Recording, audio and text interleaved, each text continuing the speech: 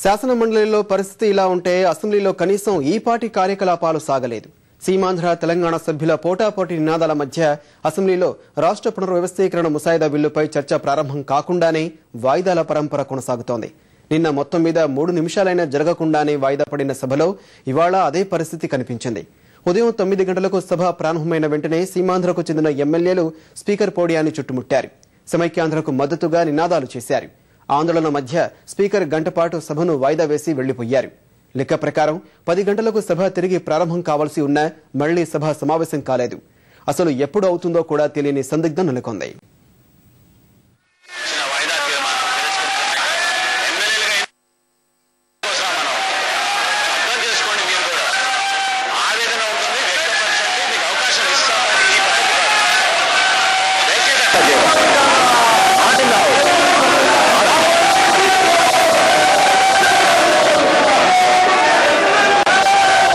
తెలంగాణ బిల్లుపై తక్షణమే చర్చను ప్రారంభించి పూర్తి చేసి కేంద్రానికి పంపాలని కోరుతూ